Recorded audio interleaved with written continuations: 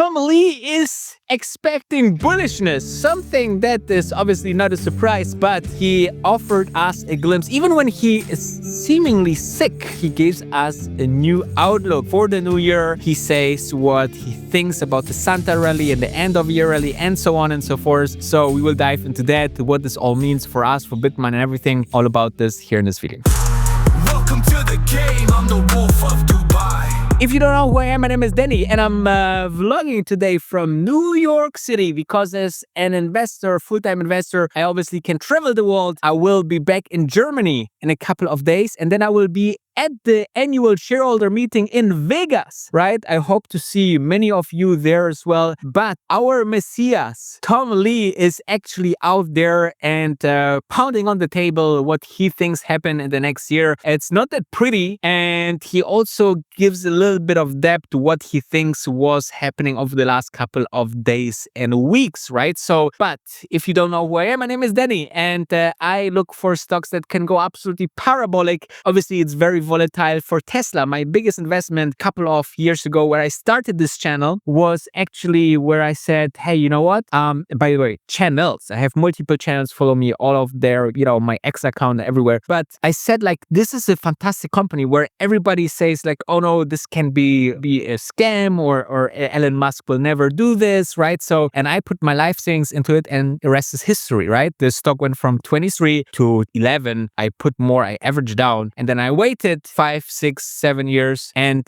now, it's at 500. The same way you can do with Bitcoin, okay? You buy it, you average down, you wait 7 years, and then, you would be good to go. Sometimes it's that easy, but that's the hardest part, right? So, however, let's talk about one more thing, which is xndaytrading.com. This is my personal product. I never advertise anything else, even when I get offers of $50,000 to promote some crypto exchanges, whatever, and we never do this because our product, xndaytrading.com, is the best product out there because we have a team that trades for you in your account. We use the biggest broker in the world, which is Interactive Brokers, IBKR, and we try to achieve between 8 to 15% per month, which means that if you start with $10,000, you should compound to around $58,000 in the first 12 months. Now imagine if we do this for 5 years, where you will be, right? You can make the math, right? So, and we do this now for 4 years. We have amazing amount of happy members from all around the world, mostly from the US and Canada, over 486 members. So if you want to schedule a call with me personally to see if we can help you as well in the new year, then make sure to do that now. Well, with that said, let's dive in what Tom Lee actually say to us. This Santa rally, is it a thing like a fake virtual thing, or is there a fundamental thing behind it? I think there's actual real stats behind it. The Stock Traders Almanac, the Hirschfeld guys actually have shown that this is a good period between basically the 1 week before the end of the year and the first few days. But why is it? In other words, I always thought like people around this time are maybe selling stocks to give money to charity, pay bills, those sort of things. I would think there would be downward pressure on the stock market at the end of the year. And by the way, especially on a good year, trying to lock in gains so it's in the calendar for the records. Yeah. I mean, I could say that I can see window dressing playing a role into year end. Professional money managers want their winners to look good, so they bid them up into the end of the year. And then the first part of the new year, I think, makes sense because that's when people allocate into asset classes. So there's money going into stocks in the beginning of the year. That's the first couple parts here. I'm an anti-technical person, Kelly. You don't like the chart stuff. I don't like the chart stuff. I'm a fundamental guy, and I want to know if there's fundamental stuff. That was the thing. Tom, let's talk about which areas you think for the new year might be areas that are not well covered and maybe ones that are a little off the radar, the sort of, I don't know, the headwind, or tailwind, tail risk things that are out there right now. Yes, I think in 2026, there's going to be likely a more dovish Fed. And that dovish Fed will allow business confidence to recover. So the ISM, I think, recovers back above 50. And that's going to be a tailwind for traditional sectors like industrials, energy, and basic materials. So I think those are sort of three groups that should do better in 2026 than 2025.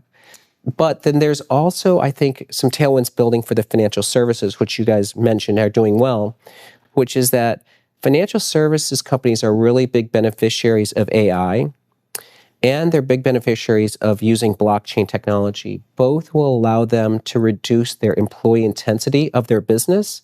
And so I think the large tech-forward banks are going to start to see margin expansion and trade more like tech stocks in the future.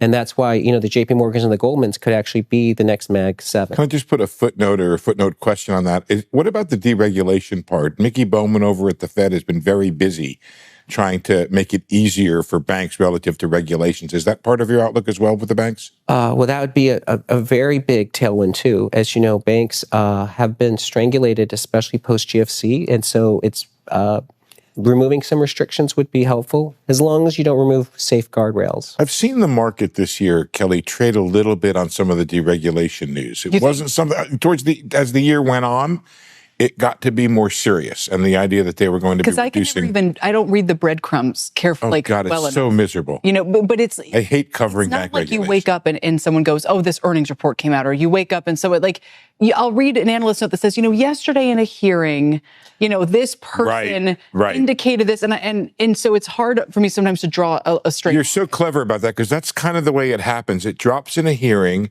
It's discussed by a Fed official in a speech, and then it's proposed, and then there's a 60-day comment period, and then they adopt it. Right. And then so between there and there, it could be like 9 months or a year, and I'm not sure when, but I've seen some of the actual adoption things move some of the stocks in a way that seems to be what Tom is talking about, this idea of thinking about banks having to hold somewhat less capital as the year goes by, especially, by the way, interestingly, I don't know, you went to the regional banks, that they're an area that may benefit more than the larger banks. Yeah, regional banks, I think, are part of the reason we like small caps, because as interest rates decline and as business activity picks up and potentially M&A pick up, this really plays into the favor of regional banks.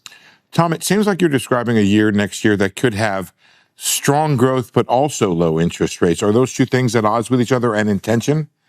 I'd say, I know when people talk about low rates, it depends if they're looking at, long rates, short rates, or even, usable rates. But I do think next year is a year where parts of the economy that have been suffering from high monetary policy rates may actually do better. Kelly, can I have a macro minute here? Please. All right, so follow me on this, guys. I'm interested in your thoughts. Guys, if you have in the back there, let's do the real spending chart, okay?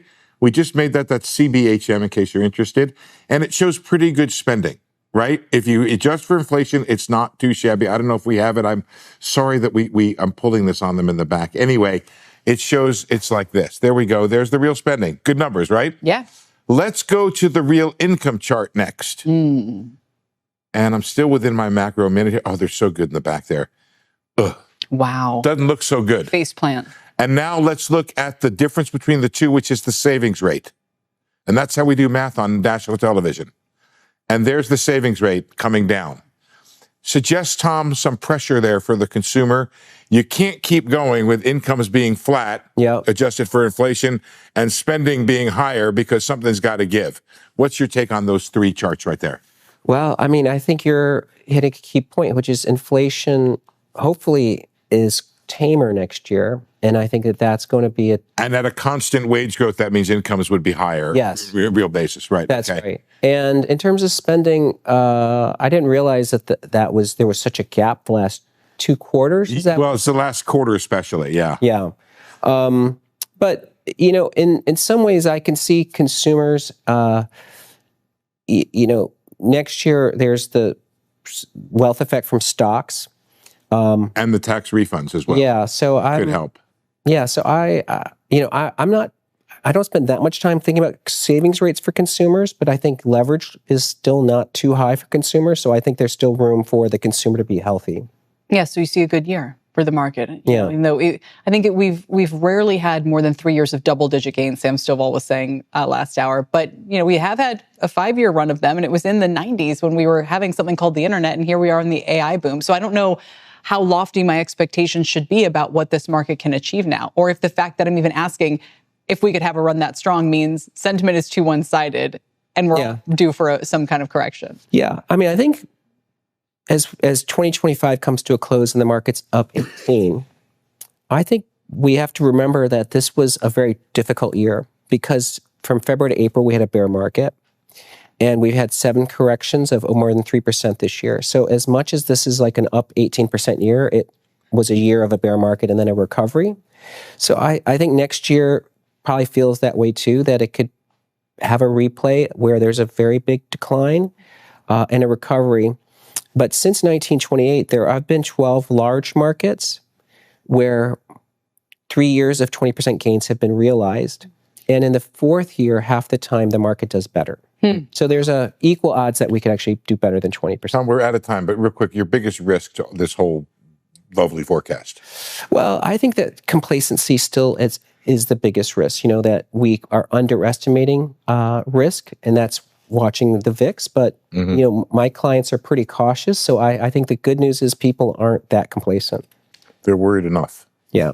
So as you can see, he is kind of little bit cautious what 2026 can bring. However, he stays overall bullish. Okay, so he expects maybe a roller coaster similar to 2025. Remember, we had the huge tariffs crash. We had the questions about the interest rates. But is there really a way to worry so much about the year? I don't know. If there's no recession on the horizon, and if the rates go slowly down and the AI is helping to get more productive and blockchain will help Wall Street to absolutely crash it. And as you have seen, Tom Lee thinks that those institutions can be maybe one of the best and maybe even replace the Mach 7 in terms of performance over the next couple of years. So with that said, I hope that helps you, and best regards from New York City. We will go now out and explore the city a bit, and I see you obviously tomorrow for a brand new video. Don't forget, the grass is greener always on the other side, and check out xtendaytrading.com if we have to trade for you. We will work the whole day for you, so make sure to schedule a call before we're raising our joining fee, and I see you tomorrow.